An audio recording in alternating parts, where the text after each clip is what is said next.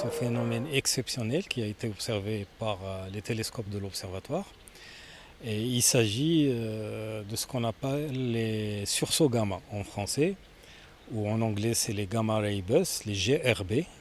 Ces événements, c'est en fait des explosions qui souvent ont lieu à la suite des explosions d'étoiles. Cette alerte est venue d'un télescope qui s'appelle SWIFT, qui a donc détecté le phénomène dans le domaine des rayons gamma et a envoyé l'alerte à tous les télescopes faisant partie des consortiums en indiquant l'endroit où ça s'est passé.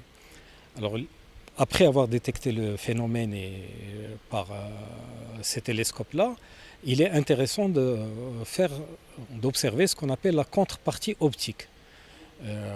Encore l'afterglow en anglais, c'est-à-dire après que l'événement ait eu lieu, il laisse une contrepartie optique.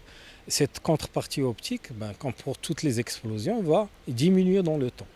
Et donc il est important d'être réactif. Et c'est le cas des télescopes de Lockheed Martin puisqu'ils sont robotisés et commandés à distance.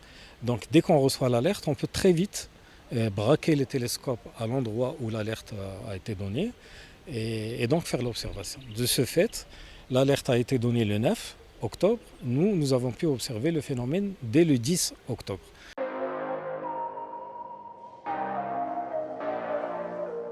Le phénomène qui a été observé s'apparente justement à ce genre d'explosion de supernova qui devrait se transformer en fin de vie en un trou noir. Et donc c'est déjà exceptionnel de ce point de vue de pouvoir observer la naissance d'un trou noir. C'est aussi exceptionnel puisque c'est l'événement de la force la plus grande du point de vue énergétique qui a pu être observé à ce jour. Et donc c'est une première historique.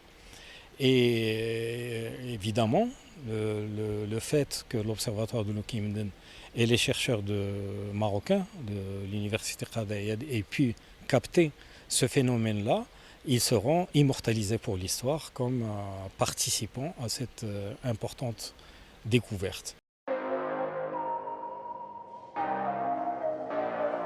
Nous sommes en tant qu'observatoire nous-mêmes catalogués auprès de plusieurs consortiums internationaux qui s'intéressent à ce genre de phénomène.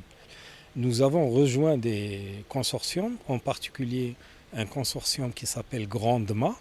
Alors GRANDMA en anglais ça veut dire grand-mère tout simplement, mais GRANDMA c'est des diminutifs qui veut dire que c'est un groupement d'astronomes qui observent ce genre de phénomène. Et dans le cadre de ce consortium, nous recevons des alertes. Alors, les alertes proviennent essentiellement des télescopes spatiaux. Il peut y avoir des alertes aussi qui parviennent d'antennes situées sur Terre, mais l'essentiel des alertes viennent des observatoires situés dans l'espace qui observent dans les rayons X ou les rayons gamma.